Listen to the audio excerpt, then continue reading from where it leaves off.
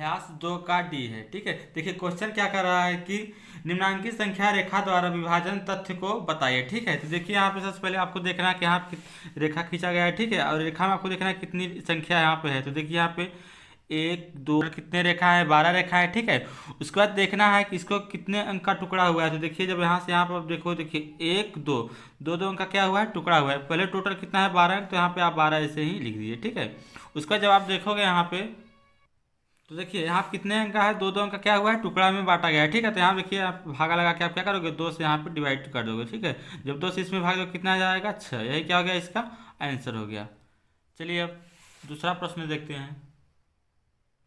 देखिए दूसरा प्रश्न है कि 21/3 क्या है, हमें क्या निकालना है, हमें संगत गुणात्मक निकालना है। तो देखिए संगत गुणात्मक का मतलब होता है कि देखिए संगत गुणात्मक, देखिए संगत गुणात्मक निकालना है, अर्थात जो हमारा भाग में रहेगा वो क्या होता है, इसका दर्जा पलट जाता है, वो किस में हो जाता है, गुणाम चेंज होता है। ठीक है, तो देखिए आप कितना ये आपका जो 8 है इसमें भाग में है, तो क्या हो जाएगा यहाँ पे आपका हो जाएगा 7 इंटू ये वाला 8 चेंज हो जाएगा, इससे आ जाएगा कितना हो जाएगा 8 बराबर कितना हो जाएगा 56। ये हो गया इसका आंसर। ठीक, चलिए इसका दूसरा भी करते हैं। देखिए इसका क्या होगा, दर्जा पलट जाएगा यहाँ पर। ठीक है, तो देखिए यहाँ कितना है 11, तो यहाँ पर हो जाएगा ये इस साइड चला यहाँ कितना है 6, तो यहाँ पर 6 लगेगा, तो 11 से कितना हो जाएगा 66। ठीक, ये हो गया हमारा आंसर। ठीक है, चलिए तीसरा क्वेश्चन देखते हैं। देखिए तीसरा क्वेश्चन है कि इसकी संख्या एक संख्या 13 है। ठीक है, तो देखिए इसमें एक संख्या दिया है, हमें दूसरी संख्या ज्ञात करना है। ठीक है, तो पहले आप लिख लीजिए, देखिए आप लिखिए पहली संख्या इंटू क्या हो जाएगा, दूसरी संख्या। ठीक है, दूसरी संख्या बराबर कितना दिया है 117, यहाँ पे 117 लिख दीजिए। ठीक है, तो देखिए पहली संख्या कितना है आपका 13, तो यहाँ पे 13 ऐसे ही लिख दीजिए। ठीक है, उसका देखिए दूसरी संख्या हमें नहीं पता, तो दूसरी संख्या यहाँ पे हम ऐसे लिख देंगे, दूसरी संख्या। ठीक है, दूसरी संख्या बराबर कितना है 117, तो यहाँ पे 117 लगा दीजिए। ठीक है, अब देखिए जब इसको पक्षांतर करोगे यहाँ पे देखिए, तो दूसरी संख्या बराबर 13 को इस साइड पक्षांतर करोगे, इस साइड गुणा है, तो यहाँ में क्या हो जाएगा, भाग में हो जाएगा। तो देखिए यहाँ किस में आ गया 13। ठीक है, जब इसका इसमें भाग देगा कितना आ जाएगा, आपका आ जाएगा 9। ठीक है, अर्थात दूसरी संख्या क्या हो जाएगी, आपका 9 हो जाएगी।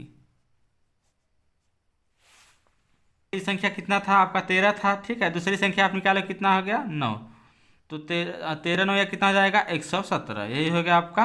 तो देखिए 117 को दो संख्याओं के गुणा के रूप में व्यक्त कर दिए हैं। ठीक है, चलिए चौथा प्रश्न देखते हैं। देखिए चौथा प्रश्न है कि क्या ऐसी कोई पूर्ण संख्या संभव है जिसको स्वयं से विभाजित करने पर वही संख्या प्राप्त हो सकती है। हाँ, संख्या है। कौन सी है वह, एक है। देखिए अगर आप एक से एक में भाग दो कितना आ जाएगा, एक एक का एक। ठीक, देखिए पांचवा प्रश्न है, क्या दो विभिन्न शून्येतर पूर्ण संख्याओं के लिए पहली संख्या को दूसरी संख्या से भाग विभाजित करने पर तथा दूसरी संख्या को पहली संख्या से विभाजित करने पर समान भागफल प्राप्त होता है। नहीं, देखिए कैसे, जैसे देखिए अगर आप 2 से इसमें अगर 2 से आप भाग करोगे, यहाँ पे 4 में भाग देखो, तो 2 दूना कितना हो जाएगा आपका 4 हो जाएगा। ठीक है, लेकिन आपका 4 का भाग देना है, तो देखिए इसमें जाएगा नहीं, यहाँ क्या आ जाएगा पॉइंट लग जाएगा, यहाँ पे आएगा। ठीक है, तो ये आपका बराबर नहीं है। ठीक है, अर्थात आपका हो जाएगा कि अगर गुणा में रहता तो सेम रहता, जैसे देखिए गुणा में जैसे मान लीजिए 2 इंटू 3 बराबर कितना हो जाएगा 6, और 3 इंटू 2 बराबर कितना हो जाएगा, ये भी 6 आएगा। लेकिन भाग में ऐसा नहीं है, तो भाग में क्या होता है चेंज होता है, तो ये नहीं है। ठीक, देखिए राष्ट्रीय आय एवं योग्यता के आधारित। ठीक है, देखिए 80 और 90 के बीच अभाज्य संख्या ज्ञात करना है हमें, किसके बीच 80 और 90 के। ठीक है, तो देखिए अभाज्य संख्या का मतलब होता है जो किसी से भाज्य न हो। ठीक है, तो देखिए यहाँ पे 81 है, 81 तो कट ही जाएगा, 83 भी कट जाएगा, ये भी कट जाएगा, ये तो आपका है ऑप्शन घ, यही सही आंसर, क्योंकि 83 नहीं आएगा और 89 ये दोनों क्या होता है कि टेबल में नहीं आएंगे। ठीक है,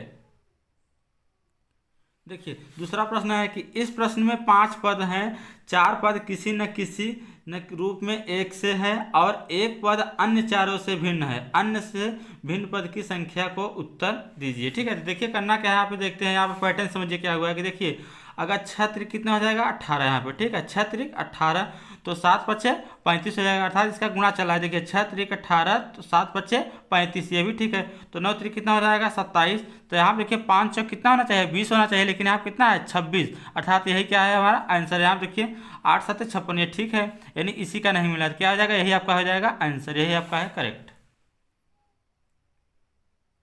देखिए इसका तीसरा सवाल है कि दिए गए 5 विकल्प में से लुप्त पद को ज्ञात कीजिए तथा उनकी संख्याओं को सही प्रश्न संख्या के सामने उत्तर पत्रक में लिखिए। ठीक है, तो देखिए यहाँ पे देखना है हमें। देखिए पैटर्न क्या यहाँ पे कितना है, 196 है, यहाँ पे कितना है 169, यहाँ पे 144, यहाँ पे 121, यहाँ पे 100 है, तो यहाँ पे क्वेश्चन मार्क जगह क्या आपका क्या आएगा। ठीक है, तो देखिए चलिए पैटर्न को समझते हैं। अगर इसको आप क्या है, वर्गमूल है आपका। ठीक है, ये है 14 का वर्गमूल किया गया है। अब ये आपका है 13 का वर्गमूल है। ठीक है, ये आपका 12 का है, ये किसका है 11 का है, ये आपका है 10 का है। ठीक है, तो अगर आप इस साइड से देखोगे तो देखिए आप क्या हुआ, घटते हुए क्रम में चला आ रहा है। देखिए यहाँ पे 14 है, उसके बाद 13 है, उसके बाद 12 है, यहाँ क्या है, फिर देखिए 11 है, उसके बाद क्या है 10 है, तो इसके बाद क्या आएगा 10 के बाद अब हमारा क्या आएगा 9 आएगा। तो 9 जब फिर जो 9 का वर्ग करोगे तो क्या हो जाएगा, 9 9 कितना हो जाएगा 81, अर्थात आपका ऑप्शन का सही आंसर है।